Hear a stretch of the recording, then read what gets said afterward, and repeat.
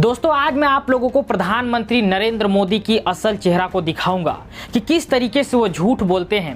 उनके कुछ वीडियो है जो कि 2015 के हैं, उन्हें भी मैं आज आप लोगों को दिखाऊंगा, और कुछ वीडियो जो है 2020 के हैं उनको भी मैं आप लोगों को दिखाऊंगा। जब आप इन दोनों वीडियोज को देखेंगे तो आप लोगों को ये खुद पता चल जाएगा कि प्रधानमंत्री नरेंद्र मोदी किस तरीके से खुलेआम झूठ बोलते हैं। तो सबसे पहले आप 2020 की उस वीडियो को देखें। भाई और बहनों, बीते 1.5 दशकों में नीतीश जी की अगुवाई में बिहार ने कुशासन से सुशासन की तरफ कदम मजबूत गति से बढ़ाए हैं। साथियों, पिछले 15 सालों में बिहार ने ये दिखाया भी है कि अगर सही सरकार हो तो विकास होता है और हर एक तक पहुंचता भी है। इसलिए नीतीश जी के नेतृत्व में एनडीए के सभी उम्मीदवारों को भारी मतों से जिताना है। तभी आप देखे होंगे 2020 की वीडियो जिसमें कि प्रधानमंत्री नरेंद्र मोदी किस तरीके से जब बिहार में चुनाव हो रहा था उस वक्त किस तरीके से नीतीश कुमार को सुरक्षा दे रहे थे। यानी कि नीतीश कुमार के साथ जब वो चुनाव लड़ रहे थे तो किस तरीके से कह रहे थे कि किस तरीके से नीतीश कुमार जो है कुशासन से सुशासन की और बिहार को ले जाने के लिए लगभग 1.5 दशक में बहुत ही अच्छा काम किए हैं। और वो ये भी कह रहे थे कि 15 सालों में अगर सही शासक आपके पास हो, सही नेता हो तो विकास होता है। ये बात जो है देश के प्रधानमंत्री नरेंद्र मोदी कह रहे थे। लेकिन इसकी क्या सच्चाई है शायद मुझे लगता है बहुत ज़्यादा डिटेल में किसी को बताने की ज़रूरत नहीं है, क्योंकि हम सब जानते हैं कि किस तरीके से प्रधानमंत्री नरेंद्र मोदी व समस्त बीजेपी परिवार के लोग, संघ परिवार के लोग झूठ बोलते हैं, अफवाह फैलाते हैं। इसीलिए मैं आप लोगों को साल 2015 की भी वीडियो दिखाऊंगा जब 2015 में बिहार में ही चुनाव हो रहे थे। तो सबसे पहले आप उन वीडियोस को देखें। 10 साल तक अहंकारी नेता ने राज किया कि नहीं किया? जरा एक तो सच्चाई का काम करके दिखाओ नीतीश बाबू। आज बिहार में ऐसी सरकार चल रही है कि जहां पर सुशासन का नामो निशान नहीं है। अपहरण ये यहां का उद्योग है। क्या हुआ बिहार को? सिवाय अपराधीकरण क्या हुआ है?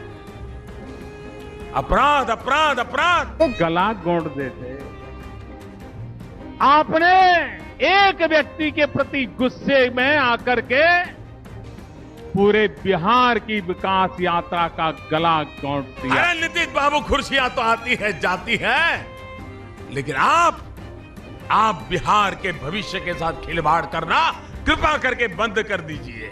तो आप लोग अभी देखे होंगे कि साल 2015 में किस तरीके से प्रधानमंत्री नरेंद्र मोदी नीतीश कुमार के ऊपर आग बबूला हो रहे थे और वो कह रहे थे कि नीतीश बाबू एक तो जरा ढंग का काम करके दिखाइए। यानी कि प्रधानमंत्री नरेंद्र मोदी के अनुसार एक भी ढंग का काम जो है नीतीश कुमार साल 2015 तक नहीं किए थे।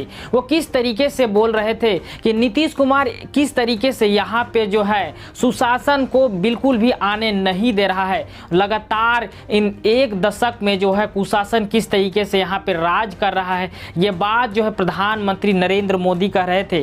वो तो नीतीश कुमार की शासनकाल को जो है जंगल राज तक बता दिए थे, लेकिन जब वही 2020 में जब उनसे हाथ मिला लेते हैं और उनके साथ मिलकर जो है चुनाव लड़ते हैं तो किस तरीके से नीतीश कुमार को जो है एक अच्छा छवि वाला नेता बताने का पूरा कोशिश करते हैं। मालूम होता है भारतीय जनता पार्टी के पास एक ऐसा मशीन है, एक ऐसा वॉशिंग मशीन है जहां पे आप चाहे कोई भी उग्रवादी हो, नक्सलवादी हो, आतंकवाद हो, देशद्रोही हो, कोई भी हो, अगर आप जो है उस मशीन में भारतीय जनता पार्टी द्वारा डाले जाते हैं और जब दूसरे तरफ आप आउटपुट के तौर पे आ जाते हैं तो आप बिल्कुल एक सदाचारी होते हैं, आप पक्की एक देशभक्त होते हैं।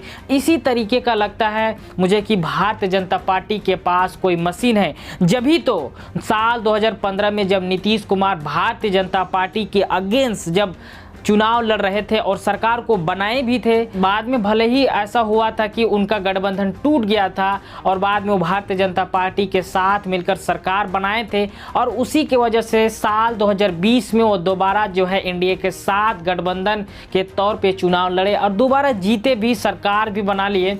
लेकिन मैं इस बात को आप लोगों को याद दिलाना चाहता हूं और इस ओर मैं आप लोगों की ध्यान को केंद्रित करना चाहता हूं कि जरा सोचे और जरा देखिए कि भारतीय जनता पार्टी के, और सबसे बड़ी बात, देश के प्रधानमंत्री किस तरीके से झूठ बोलते हैं।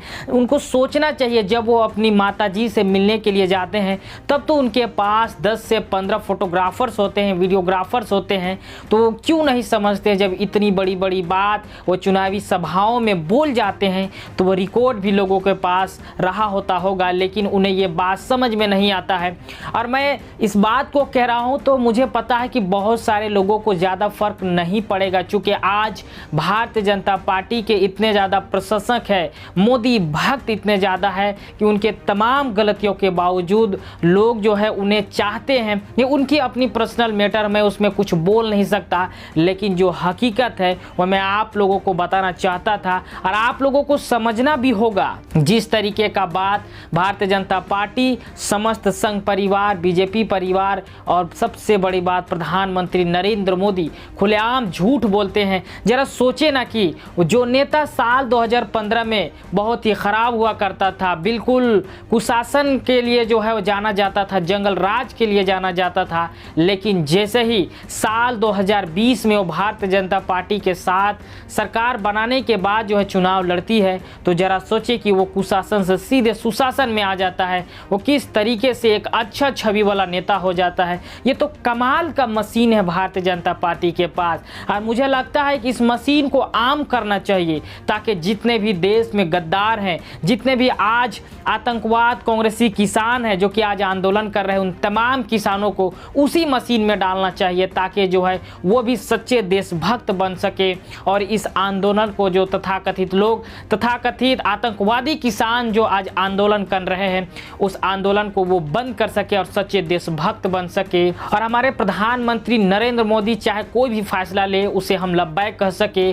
तो आज की इस वीडियो में इतना ही, लेकिन जाते जाते एक और वीडियो है जो कि मैं आप लोगों को देखने के लिए कहूँगा। इसके बाद आप लोगों को वो वीडियो मिलेगा जिसमें पहली बार मुझे लगता है कि प्रधानमंत्री नरेंद्र मोदी सच बोले हैं। आप लोग इस वीडियो को जरूर देखिए। और दोनों मिलकर के अब जनता को भ्रमित करने के लिए मैदान में आए हैं। ऐसे लोगों पे विश्वास कर सकते हैं? ऐसे लोगों पे विश्वास कर सकते हैं? सार्वजनिक जीवन में विश्वास है सबसे बड़ी पूंजी होती है भाइयों। ये विश्वासघात करने वाले लोग हैं, उन पर अब बिहार कभी भरोसा नहीं कर सकता।